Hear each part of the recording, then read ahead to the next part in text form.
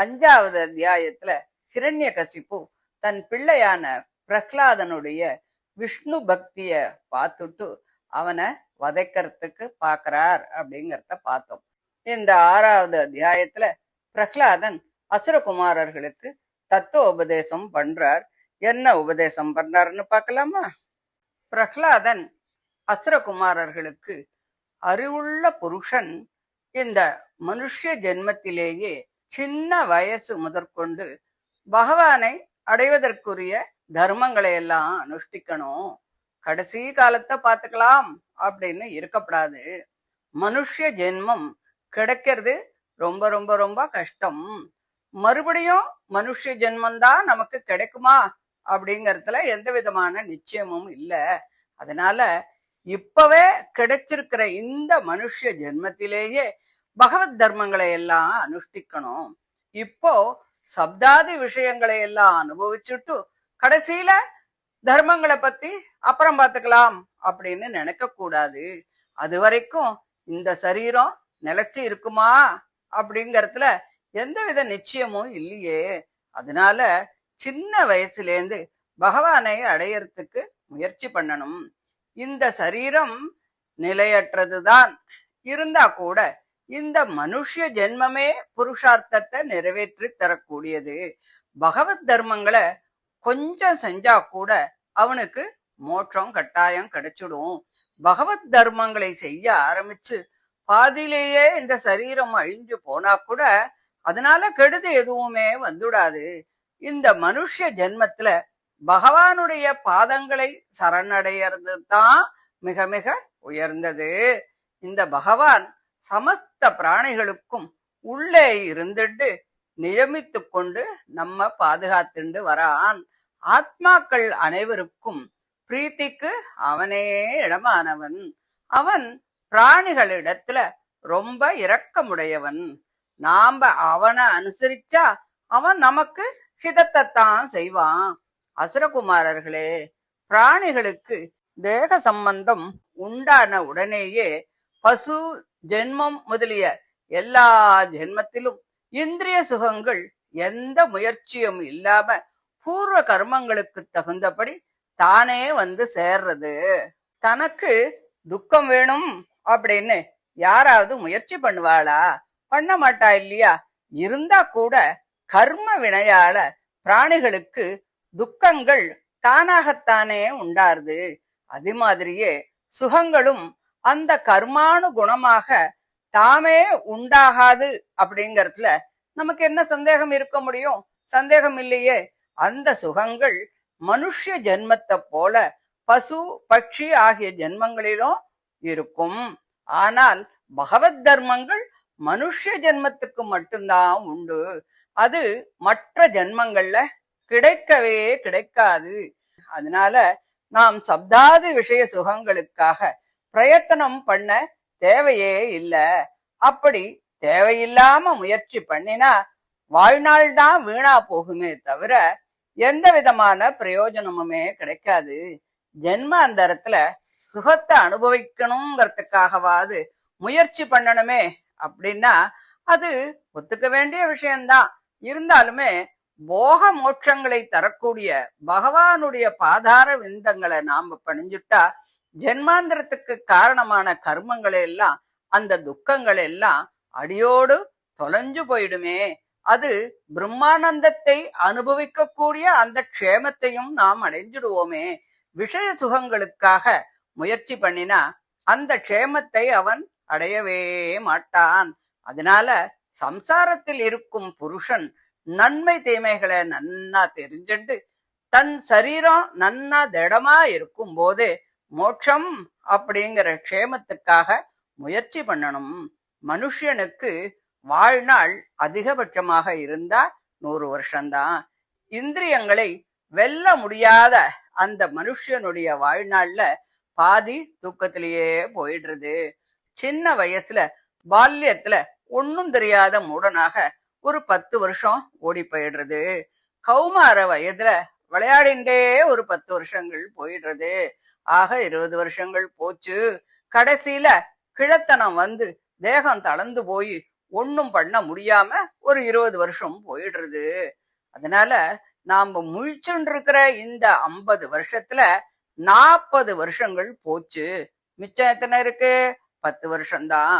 அந்த 10 வருஷங்களை காமத்தாலும் அதை தொடர்ந்த மோகம் முதலியவைகளாலும் இல்லற வாழ்க்கையில ஆழ்ந்து போய் ஹிதத்தை மறந்து வீணாவே கழிச்சு விடுறான். இந்திரியங்களை வென்றவன் பால்யம் முதல் பகவத் தர்மங்களை அனுஷ்டிச்சுண்டு வாழ்நாளை பயனுடையதாக பண்ணிக்கிறான். ராத்திரியில கூட நடுவுல 2 ஜாமங்களை மாத்திரம் தூங்கறதுக்காக ஒதுக்கிட்டு முன்பின் 2 யாமங்களில் பகவத் தர்மங்களை அனுஷ்டிக்கிறான். இந்திரியங்களை வெல்ல முடியாத யாரால் தான் கிரகத்தில் தன்னுடையது என்ற அபிமானத்தோடு ஆழ்ந்து அறுக்க முடியாத சிநேகங்களாகின்ற அந்த பாசங்களால் கட்டுண்ட தன்னை விடுவித்துக் கொள்ள முயற்சி செய்ய முடியும்? பிராணனை காட்டிலும் உயர்ந்ததான பணத்தாசை யாரை விட்டுவிடும்? திருடன், சேவகன், வர்த்தகன் ஆகிய எல்லோரும் உயிரை விட்டாவது பணத்தை தேடத்தான் செய்கிறாய் இல்லையா? காதலியின் ரகசிய புணர்ச்சிகளையும் இனிய உரைகளையும் நண்பர்களினுடைய சகவாசத்தையும் அவர்களுடைய சிநேகத்தையும் அடைந்தவன் எப்படி அது எல்லாத்தையும் விட முடியும்? ஒவ்வொரு எழுத்தும் அமிர்தம் போல இனிக்கும் மழலை பேசுகின்ற குழந்தைகளிடத்துல மனசு போனவன் அதனுடைய சகவாசத்தை எப்படி விட முடியும்? மனதில் இனிய பிள்ளைகளையும் பெண்களையும் உடன் பிறந்தவர்களையும் சகோதரியையும் மன இரக்கத்திற்கு இடமான தாய் தந்தையர்களையும் பல வகையான போக கருவிகளையும் அழகிய வீடு, குல பரம்பரைக்காக ஏற்படுத்தப்பட்ட ஜீவனங்கள், பசுக்கள், வேலைக்காரர்கள் இவர்களை எல்லாம் நினைச்சா எப்படி அவனால் அவைகளிலிருந்து தன்னை விடுவித்துக் கொள்ள முடியும்? புழு போல கர்மங்களை செஞ்சுண்டு காமங்களை எவ்வளவு அனுபவிச்சாலும் லோபத்தினால் திருப்தி உண்டாகாமல் உபஸ்தம், நாக்கு இவற்றின் சுகத்தை பெரிதாக மதித்து கொண்டு பெரிய மோகத்துல ஆழ்ந்தவன் அதுல எப்படி விரக்தியை அடைவான்? ஜீவர்கள் இப்படி மதிமயங்கி குடும்ப போஷணத்துக்காக வாழ்நாளையெல்லாம் வீணா கழிச்சுண்டு தனக்கு ஹிதமான புருஷார்த்தத்தை தெரிஞ்சுக்கிறதே இல்ல. சர்வதேச சர்வ காலத்திலும் 3 வகையான தாபங்களால மன வருத்தம் அடைஞ்சாலும் குடும்பத்தில் மனம் ஆழ்ந்து சம்சாரத்தில் வெறுப்பு ஏற்படுவதே இல்லை. பிறருடைய திரவியத்தை பறிக்கும் புருஷனுக்கு பரலோகத்துல வரும் நரக அனுபவ ரூபமான தோஷத்தையும் இகலோகத்துல கிடைக்கக்கூடிய ராஜதண்டன ரூபமான தோஷத்தையும் நன்னா தெரிஞ்சுண்டா கூட க்ஷணந்தோறும் அந்த பணத்துல பேராசை வளர்ந்து இந்திரியங்களை வெல்ல முடியாத காரணத்தினால காமம் அடங்க பெறாமல் பெரும் குடும்பஸ்தனாக ஆகி பிறர் திரவியத்தை பறிக்க முற்படுகிறான்.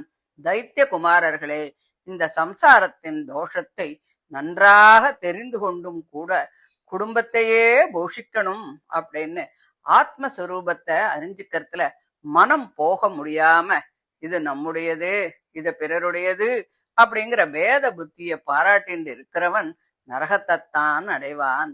பிரகிருதி புருஷ ஈஸ்வர்களின் உண்மையை அறிந்தவனாக இருந்தாலும் கூட தன்னுடையது என்றும் பிறனுடையது என்றும் வேத புத்தி நீங்காமல் கேவலம் தன்னுடைய குடும்பத்தையே போஷித்துக் கொண்டு இருந்தா ஒன்னும் தெரியாத மூடனைப் போல அவன் நரகத்தைத்தானே அடைவான், மோட்சத்தை அடைய மாட்டானே. இதை அறிந்து கொண்டவன் கதியே இப்படி என்றால் அறியாதவனுடைய கதியை பத்தி சொல்லணுமா? வேண்டாமே.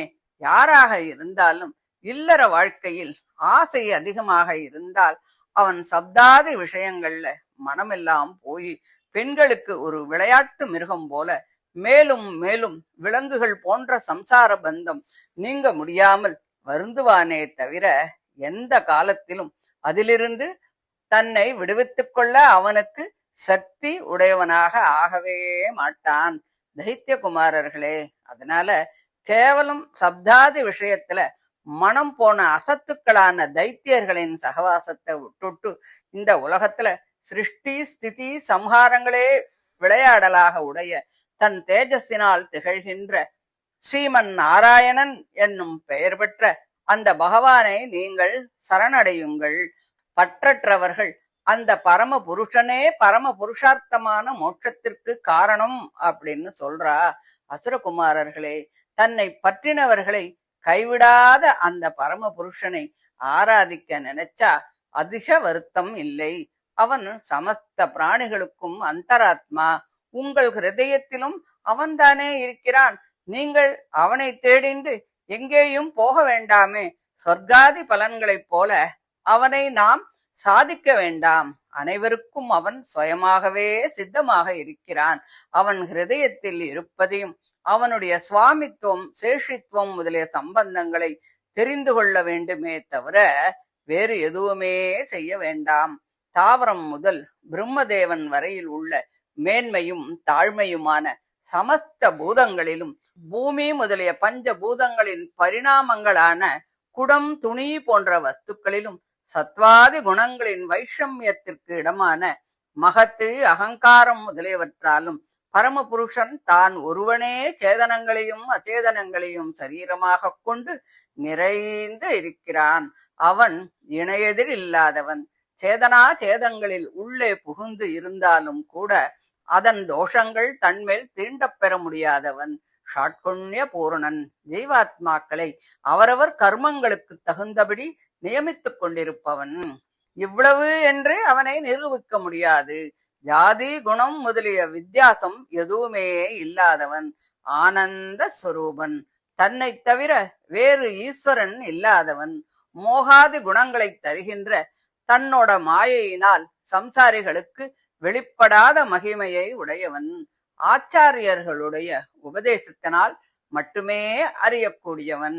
அந்த பகவானுடைய சொரூபத்தை அறிஞ்சு அவனை பணிஞ்சா அவன் அவாகிட்ட பிரீத்தி பண்ணுவான். அதனால நீங்கள் பிராணிகளுக்கு துரோகம் செய்யறது அப்படிங்கிற அந்த அசுர சுவாவத்தை அடியோட விட்டுட்டு பரமாத்மாவின் சரீரங்கள் ஆகிய சமஸ்த பிராணிகளிடத்திலும் தயையும் சிநேகமும் பண்ணுங்கள்.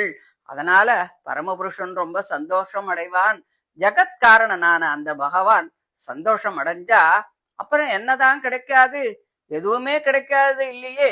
பகவானுடைய பாதார விந்தங்களின் சாரத்தை மனதினால் அனுபவித்துக் கொண்டு அவன் குணங்களை பாடுகின்ற எங்களுக்கு ஜென்மாந்தர கர்மானு குணமாக பரிணமிக்கின்ற சத்வாதி குணங்களால் நம் பிரயத்தனம் இல்லாமல் சுயமாகவே ஏற்படுகின்ற தர்மார்த்த காமங்களால் என்ன பிரயோஜனம்? எதுவுமே இல்லையே. அனைவரும் ஆசைப்படுவதும் சத்வாதி குணங்களின் சம்பந்தமற்றதுமான கைவல்யம் என்ற மோட்சத்தினால் எங்களுக்கு என்ன பிரயோஜனம்? எதுவும் இல்லையே. அதுவும் எங்களுக்கு புருஷார்த்தம் இல்லை. நமது ஆச்சாரியர்கள் கூடுகின்ற தர்மம் அர்த்தம் காமம் என்ற இந்த 3 புருஷார்த்தங்களும் அவற்றை கூறுகின்ற தர்க்க வித்தை வேதத்தின் பூர்வபாகம் நீதி சாஸ்திரம் தண்ட சாஸ்திரம் கிருஷி முதலிய ஜீவனங்களை சொல்லுகின்ற சாஸ்திரங்கள் ஆகிய இவையெல்லாம் எனக்கு தெரியும்தான். இருந்தாலும் கூட சமஸ்த பிராணிகளுக்கும் நண்பனான அந்த பரம புருஷனுடைய பாதார விந்தங்களில் ஆத்ம சமர்ப்பணம் செய்வதே வேதாந்த பாகங்களில் சொல்லப்படுவதின் உள் அர்த்தம். அதுவே அழிவில்லாத புருஷார்த்தம் அப்படின்னு நான் நினைக்கிறேன். இந்த ஞானம் துர்லபம்தான். நரனுக்கு நண்பனும் பதரிகாசிரம வாசியுமான நாராயண பகவான் இந்த ஞானத்தை நாரதருக்கு உபதேசம் பண்ணினார். இப்படிப்பட்ட ஞானத்தில் நமக்கு எப்படி அதிகாரம் அப்படின்னு நீங்க யோசிக்க வேண்டாம். ஒரு பிரயோஜனத்தையும் எதிர்பார்க்காம பக்தி செய்பவர்களும் பகவானுடைய பாதார விந்தங்களில் படிந்த தூசுகளால் அபிஷேகம் செய்து கொண்ட பிராணிகள் அனைவருக்கும் அந்த ஞானம் தானாகவே உண்டாகிவிடும். நாரதரை போன்ற மகான்களுக்கு மட்டும்தான் என்ற நிர்பந்தம் இல்லை. நான் இந்த ஞானத்தையும் விவேகாதிகளால் விளையும் விஞ்ஞானத்தையும் பகவானுடைய உண்மையை அறிந்த அந்த நாரதர் இடத்திலே கேட்டேன். இதுவே பகவத் தர்மம் என்று சொல்லப்படுகிறது. இது மிக மிக பரிசுத்தமானது அப்படின்னு சொல்லி பிரகலாதன் சொல்றான். தைத்திய குமாரர்கள் எல்லாம் இத கேட்டுட்டு சொல்றா, பிரகலாதா, நீயும் நாங்களும் இந்த குரு புத்திரர்களை தவிர வேறு ஒரு குருவை கூட நமக்கு தெரியாது. குழந்தையிலேந்து இவாதான் நம்ம நியமிச்சுண்டு வர. நீ இதுவரைக்கும் எங்களை விட்டு எங்கேயும் போகல. நீ அந்த புறத்திலேயே இருக்க. உனக்கு நாரதரோடு எப்படி சகவாசம் வந்தது? அதுக்கு சந்தர்ப்பமே இல்லையே. அவரிடத்துல கேட்டேன்னு வேற சொல்ற. எங்களுக்கு இது ரொம்ப சந்தேகமா தான் இருக்கு. நாங்கள் இதெல்லாம் நம்புறதுக்கு உன்கிட்ட ஏதானும் காரணம் இருந்தா அத எங்களுக்கு சொல்லு அப்படின்னு சொல்றா அப்படின்னு சொல்லி இந்த 6வது அத்தியாயம் முடியறது. இதைத் தொடர்ந்து பிரஹ்லாதன் தான் மாத்ரு கர்ப்பத்துல நாரதரிடம் தத்துவோபதேசம் கேட்டத அந்த அசுரகுமாரர்களுக்கு சொல்றான். அத நம்ம அடுத்த ஆடியோல பார்க்கலாம். தேங்க்யூ.